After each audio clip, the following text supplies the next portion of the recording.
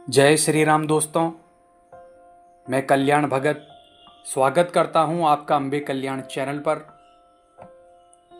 दोस्तों, आज हम एक बेहद रहस्यमयी और गहरे आध्यात्मिक प्रश्न पर चर्चा करेंगे, और वो ये है कि जब शक्ति किसी साधक या भगत को वाणी देती है तो उसके कहे हुए वचन हमेशा सिद्ध क्यों नहीं होते। दोस्तों, ये सवाल सिर्फ जिज्ञासा नहीं है, बल्कि हजारों साधकों, श्रद्धालुओं और यहाँ तक कि सामान्य भक्तों के मन में बार बार उठता है कि क्या शक्ति झूठ बोलती है, क्या दिव्य वाणी गलत हो सकती है, या फिर इसके पीछे कोई और रहस्य छिपा है। तो चलिए दोस्तों, इस रहस्य के दरवाजे को खोलते हैं। दोस्तों, जब हम शक्ति की वाणी की बात करते हैं तो उसका अर्थ है एक दिव्य संदेश जो साधना या गहरे ध्यान में दिव्य शक्ति के आशीर्वाद से प्रकट होता है। दोस्तों, यह संदेश कई बार स्वप्न में, कई बार ध्यान की अवस्था में और कई बार साधक के हृदय में प्रतिध्वनि के तरह सुनाई देता है। लेकिन दोस्तों, यहीं से शुरू होता है एक भ्रम, क्योंकि दोस्तों शक्ति की वाणी संकेतों और प्रतीकों में बात करती है, ना कि हमारे दैनिक जीवन की साधारण भाषा में। और जब हम उस संकेत को अपनी इच्छाओं, अपने दिमाग और अपनी अपेक्षाओं से तोलते हैं तो उसका अर्थ बदल जाता है। दोस्तों, याद रखिए, दिव्य वाणी की सटीकता साधक की शुद्धता पर निर्भर करती है। अगर साधक का मन वासनाओं, अहंकार या इच्छाओं से भरा है तो वो वाणी का सही अर्थ नहीं समझ पाता। वाणी तो सत्य होती है, लेकिन साधक की व्याख्या गलत हो जाती है। जैसे मान लीजिए शक्ति ने कहा संपत्ति आएगी। अब इसका अर्थ साधक समझता है कि धन आएगा, लेकिन शक्ति का संकेत था ज्ञान की संपत्ति या भक्ति की संपत्ति। यहीं से एक भ्रम पैदा होता है और लोग कह देते हैं शक्ति के वचन सिद्ध नहीं हुए। दोस्तों, शक्ति की वाणी में समय की सीमा अलग होती है। हम सोचते हैं कि बात तुरंत पूरी होगी, परंतु शक्ति का संकेत आने वाले वर्षों या दशकों के लिए हो सकता है।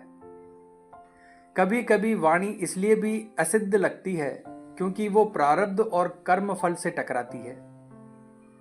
यदि किसी साधक के कर्म अभी पूरे नहीं हुए हैं तो शक्ति की वाणी तब तक प्रतीक्षा करती है जब तक कि उसका कर्म फल उसे अनुमति ना दे दे। दोस्तों, इसका एक और गहरा कारण है श्रद्धा और विश्वास। शक्ति की वाणी सिर्फ वही फलित करती है जो पूरे विश्वास से स्वीकार किया जाए। अगर मन में संदेह है तो वाणी की ऊर्जा कमजोर पड़ जाती है। याद रखिए दोस्तों, वाणी एक बीज है। अगर आप उसे विश्वास की मिट्टी में बोएंगे तो वो वृक्ष बनेगा, लेकिन अगर उसे संदेह और अधीरता की मिट्टी में डालेंगे तो वो अंकुर भी नहीं फूटेगा। दोस्तों, कभी कभी शक्ति की वाणी नहीं होती, बल्कि साधक की अपनी कल्पना भी होती है। मन के विचार और इच्छाएं ध्यान की अवस्था में इतनी गहरी हो जाती है कि साधक उन्हें शक्ति की वाणी समझ लेता है, और यहीं से सबसे बड़ा भ्रम पैदा होता है। दोस्तों, शक्ति की वाणी का उद्देश्य भविष्य बताना नहीं है। उसका असली उद्देश्य है साधक को सही मार्ग पर रखना, उसकी आस्था को मजबूत करना और उसके भीतर छिपी शक्ति को जगाना। इसलिए जरूरी नहीं है कि हर वाणी भौतिक स्तर पर पूरी हो। कभी कभी वो सिर्फ साधक को भीतर से बदलने के लिए आती है। तो दोस्तों, अब आप समझ गए होंगे कि जब शक्ति वाणी देती है और उसके वचन सिद्ध नहीं होते तो इसका अर्थ ये नहीं कि शक्ति झूठी है, बल्कि इसके पीछे कई कारण होते हैं, जैसे साधक की शुद्धता, प्रतीकों की यानी संकेतों की गलत व्याख्या, समय का अंतर, श्रद्धा की कमी और कभी कभी मन की अपनी कल्पना। दोस्तों, शक्ति की वाणी तो हमेशा सत्य होती है, लेकिन उसका फल, उसका समय और उसका रूप हमारी साधना और समझ पर निर्भर करता है।